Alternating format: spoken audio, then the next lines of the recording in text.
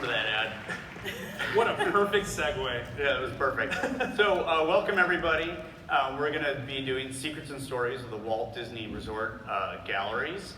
You may be asking yourself, wow, there are galleries at Walt Disney World, and as Mike always likes to say. Yeah, there are, and they're awesome. And they're awesome, and so it's really a pleasure to be here today to introduce these folks to you. This is our WDI Collections Management team, and they're going to go down the row here and introduce themselves. Deb? Hi, I'm Deb Van Horn. I'm curator with Walt Disney Imagineering. So my job is basically searching out all of the artifacts that we have in the different galleries around the parks to help tell the stories that we're trying to tell there. I've been working here for Walt Disney Imagineering for the last 5 years, but I've been working in the museum field for over 20 now. So I've worked in a variety of different places, from Georgia to Texas to Kentucky, and a lot of different types of museums. So this was really fun because I get to do a lot of different types of things here that we'll get into in a little bit. Hi everybody, I'm Jackie Herrera. I have been an Imagineer for 23 years.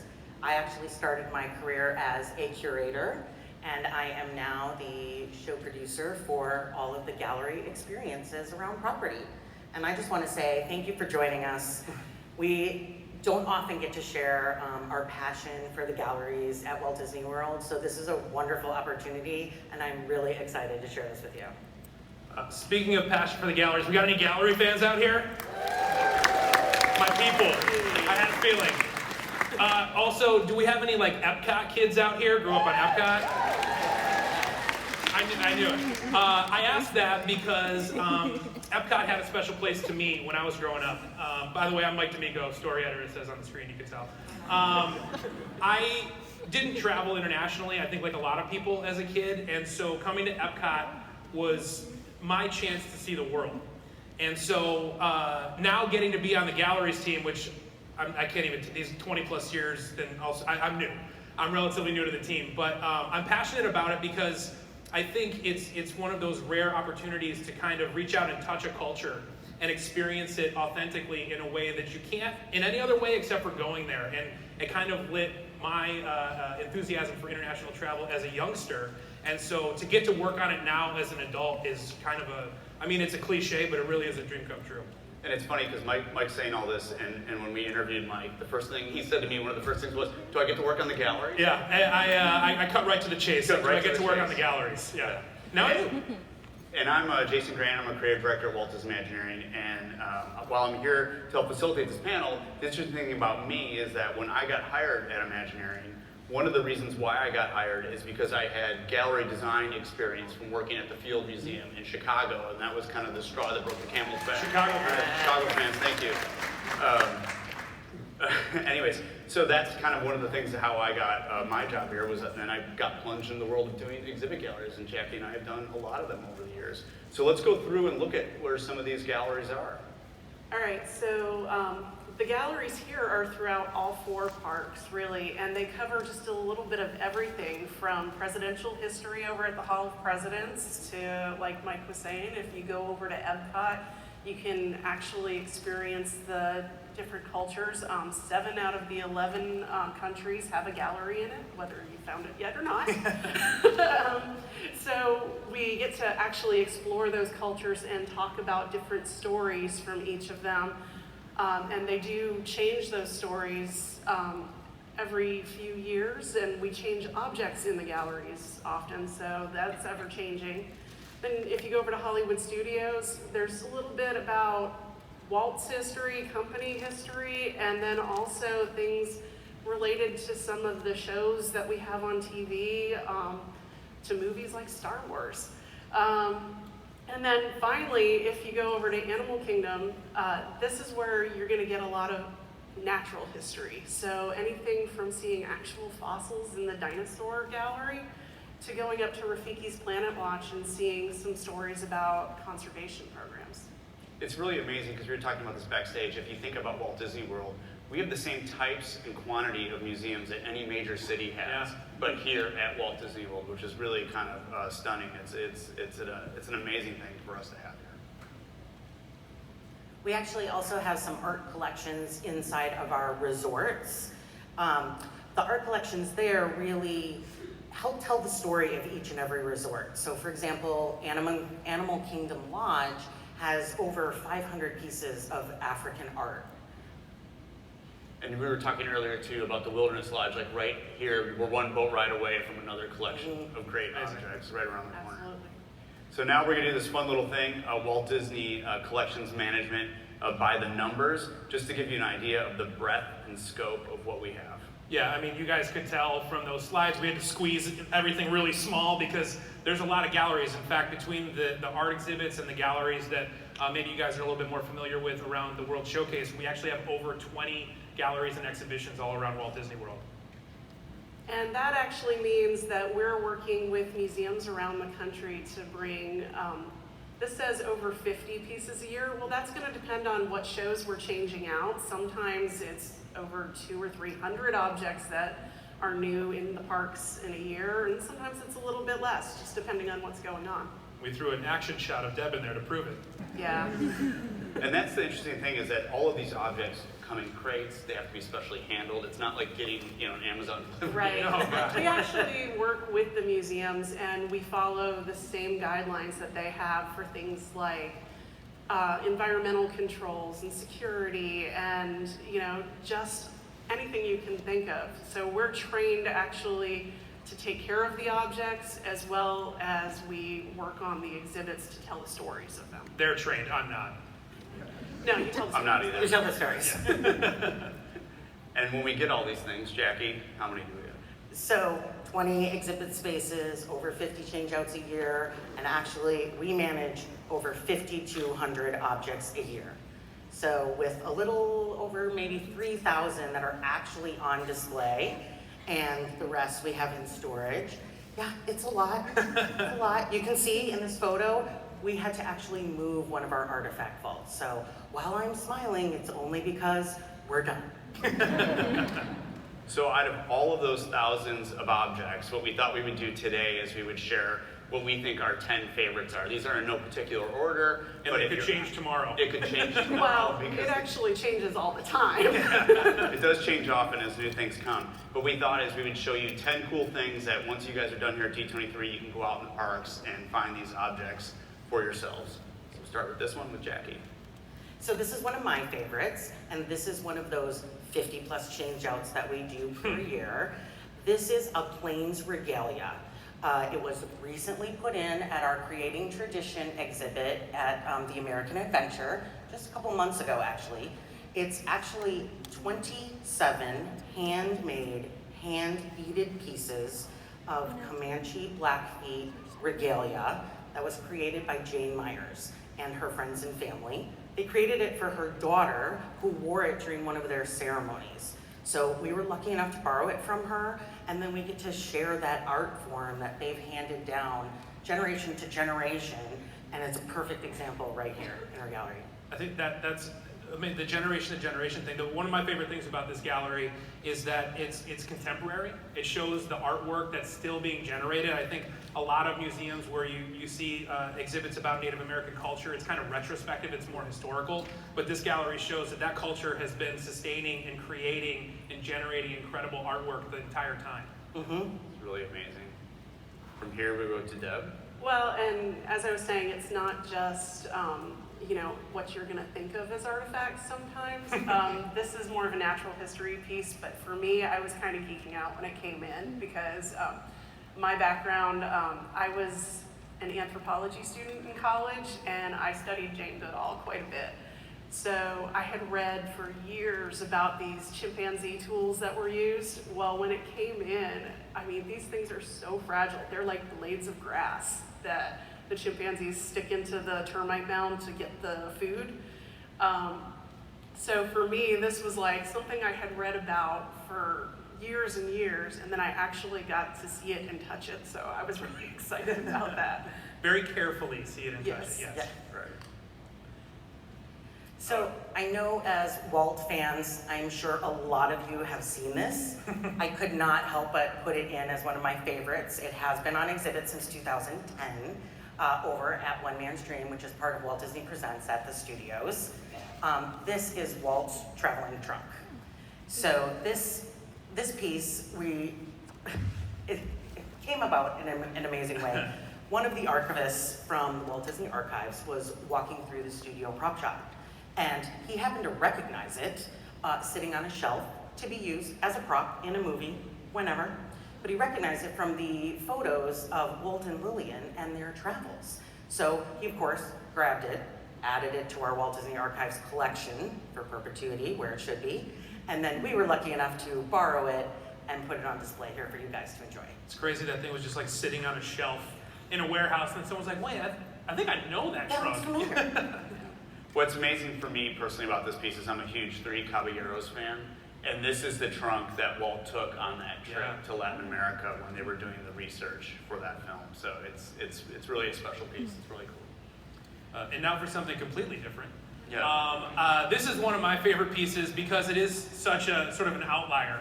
I think when a lot of people think about exhibits and galleries and museum stuff, they think about like old stuff, but it doesn't have to be old. I think this is a great example. And it's also one of those ones, you know, we talk about hidden gems of Walt Disney World galleries, and it's hiding in plain sight. I think a lot of people walk right past this. I mean, we love a queue, but this one you just kind of zip right by if you're at ABC commissary and go order your lunch. But this is the Afghan from the Connors show. This is the actual one, and I think it just goes to show that something new can be just as incredible. Absolutely.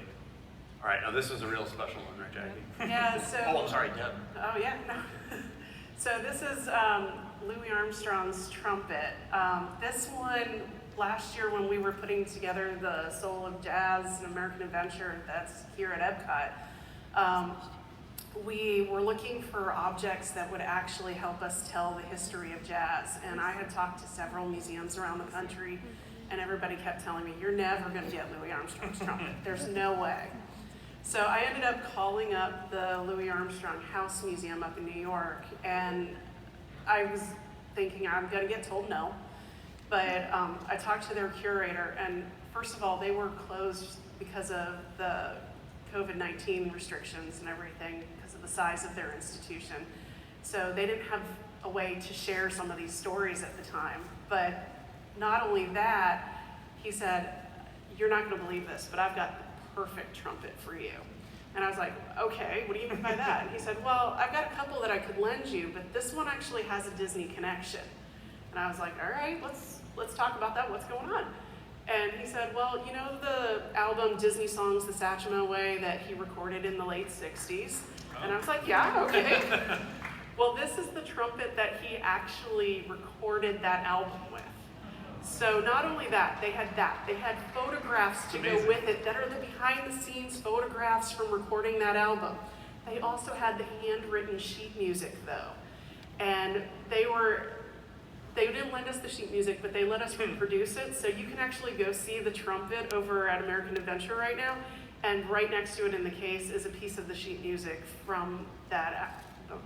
So it was really exciting to actually get to bring that here to tell that story. Amazing piece. So I think when people think about museums or artifacts, this is really more like what people think about. So this is a Viking sword that we have on display in our Gods of the Viking exhibit over in the State Church in Norway. And this piece came to us and it was recently excavated. And actually, when we put this in 2017, we gave the cast of the pavilion a tour of the museum before it opened. And this cast member came up to us and she was so excited. It turns out this piece was excavated in her hometown when she was a little kid. She remembered seeing the articles in the newspaper, and then her school group went to see it at the museum that lent it to us. So it was really amazing. Talk about authenticity. Yeah, exactly. And this is actually the first time that this sword has been exhibited outside of Norway. So, and the thing is 1,000 years old. Yeah. It's crazy. I mean, amazing. Absolutely. All right, Deb, This Okay. one you know a lot about. Yeah, so for me, as I said before, I've spent time at a bunch of different museums, but I spent the bulk of my career at the Kentucky Historical Society. And as part of that, I was there during the bicentennial of Lincoln's birth. And, you know, all Kentuckians are gonna tell you, he was born in Kentucky. So I've worked with a lot of Lincoln artifacts through the years. I've actually couriered his pocket watch across the country and back. I've actually been at a museum when there's a group of reenactors that play Lincoln that, you know, go on a behind the scenes tour with me, which is, you know, kind of funny because you're sitting there saying, yes, Mr. Lincoln, yes, Mr. Lincoln. So this one kind of brought it all home to me when we got to borrow this. This was another museum that was actually closed last year, but they've recently reopened. This is from the Lincoln home up in Springfield, Illinois. And this is a piece that he used to travel around with quite a bit. This was, you think about a laptop today, if we're going on a business trip, we take it. Well, he used to ride circuit in Illinois as an attorney before he ever became a politician. And so this was kind of his laptop. This is a folding desk. So you're seeing it open right now, but it folds down and it's about, you know, 12 inches wide, 8 inches deep, something like that. But it opens up, there's a compartment for his documents in there, there's little spots for inkwells. So this would fit in his saddlebag as he rode around. So it was a great piece to talk about him before he was president, but it's also something that, for me, it kind of brought me back to what I did earlier in my career. I kind of had the job of like the unconventional galleries, it seems like, going through here. But I also, as you guys probably also picked up on, I'm a big Parks fan. Not only do I work here, I'm a big fan. And that's what makes this one so special. I'm not sure if everyone has had a chance, but if you are a fan of the parks, if you are a fan of Walt, you absolutely have to go over and check this out, because this is as close as you're going to get to actually reaching out and touching that history of sort of Walt's initial idea to create Disneyland. These are two cars from the actual Carrollwood Pacific train. The actual one, the one that Roger Broggie made for Walt to be driven around in his backyard. So Imagineers, animators, their families, they have ridden on this train. And it's even different because you can get up so close to it.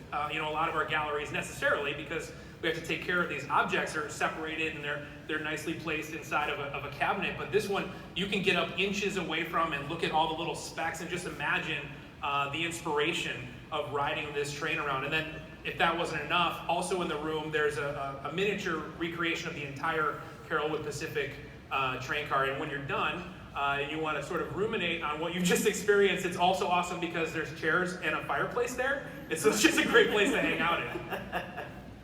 That's amazing. This next one's mine. I wanted to have one too. So this was an exhibit that Jackie and I worked on a while ago for the Mexico Pavilion.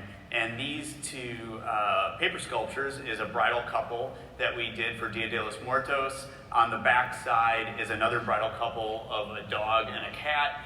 It's super sweet and super cute. We work with very funny people, which I love. And the designer that did the concept for these, we didn't know at the time, but when they showed up, we finally saw the cat and the dog. And if you go and look, the cat has a little fishbone in its tummy. So cute. So I guess you get married on a full stomach, I'm not sure. But the cool part is when I said they showed up, what I mean by that is that these sculptures were built by the Linares family from Mexico City.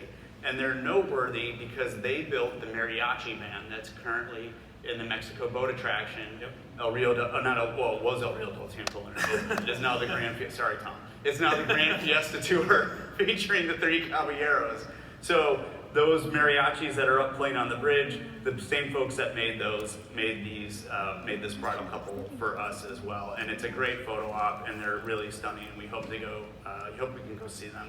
Lastly, we wanted to do a number one object, but we thought there's too many. You can't. There's no number. Come on. So we all got to pick a number one, and that was. Okay, so you might have heard about this one earlier today when Kevin from the archives was talking about it. This is the flag that flew over the White House on the opening day of the park but then President Nixon sent it to Roy Disney, and it flew here at Walt Disney World on dedication day. So it was really great for us because the archives reached out to us and said, hey, we've got a great piece for you for the 50th. And Jackie and I were like, okay, what is it? And when they told us, we said, oh, that would be perfect to put into the Hall of Presidents. So for us, it was important that it be there on the morning of the 50th, because, you know, it's 50 years from when it first flew over the White House. Makes sense. So we actually went in overnight, the night before, met Becky Klein from the archives, and installed this piece at the Hall of Presidents, so it was there the next morning when it opened up for the 50th. Amazing. So I spent a lot of my earlier career as a curator at the studios. And when working with a lot of movie props, a lot of movie costumes, and as the curator of the studios, I mean, there is just nothing cooler than Star Wars. So, of course, my favorite piece is this full-size Anakin's pod racer, which is currently on display in Star Wars Launch Bay. I was lucky enough when we were procuring this piece, as we were building this attraction, to go out to Skywalker Ranch, work with the George Lucas Archives to borrow it, and really see George's full archives. And as a child of the 70s, who doesn't want to see all of these Star Wars artifacts? So jealous, it's not fair. Mine is kind of a full circle kind of a thing, because when we started, when I applied here, or when I was being interviewed, I really was like, do I get to work on the galleries? Is that part of my thing? And this is the first gallery that I got to work on. So it has a special place in my heart for that reason, but also because of the stories that we got to tell in there. I'll try to be brief here. These are artifacts from the Rally of the Gazelles, which is the only all-female rally race in the world. It takes place in Morocco every year. These sisters competed, they were one of the only competitors to drive an electric car in the race. It's really cool. And then just a little story about the Morocco Gallery in particular. When we work on these galleries, we're pulling information from all different kinds of places. And one of the most important ones is making sure that we bring in a consultant who is an absolute expert on whatever it is that we're talking about, in this case, Morocco. And it turns out that our consultant for the Morocco Gallery had a little story of her own. When she was a little girl, she came to Epcot and visited the Morocco Pavilion and the Morocco Gallery. And that moment actually sort of planted the seed of what she wanted to do with her life. It actually made her become a Morocco studies teacher. She's a professor now, and she ended up marrying someone from Morocco, all because of visiting the pavilion and the gallery. So that to me encapsulates how special these galleries can be. Yeah, that's an incredible story. It's amazing. Lastly, I got to have one too. So this is He insisted. This is the at the Japan Gallery, another project that Jackie and I worked on a long time ago. And a lot of times, what you've heard is that there's a lot of stories about the objects, and that is really important. In this case, the context for the objects is what actually tells the story of the object. So when we were doing this exhibit on all of the fun, kawaii, and cute things that exist in Japanese culture, what we decided to do was to show them in the context of a full-scale Japanese apartment. So we started researching real estate listings and all these things so that we could build a near-scale cross-section of an apartment, because we thought that was the proper setting to tell the story of all of these amazing objects. So when you're there in the Japan Gallery, take a look at the apartment, take a look at the objects, and that's kind of how we wanted to tell the story of everything that's in there. I like to go to that gallery for the music, personally. Yes, that was Music fun. is awesome. That was fun too. So that leaves out roughly about, what is it, 2,000? I'm not A good at lot. math. We'll say a lot. A Round it lot. up to a lot. 2,386 objects Yeah. that are on display. And we would invite all of you to please go out, go to the galleries, find your own favorite objects. We think they're great and they're an incredible asset here, and we hope that you enjoy them too. So thank you for your time. Thank you, guys. Learning about our gallery. Thanks.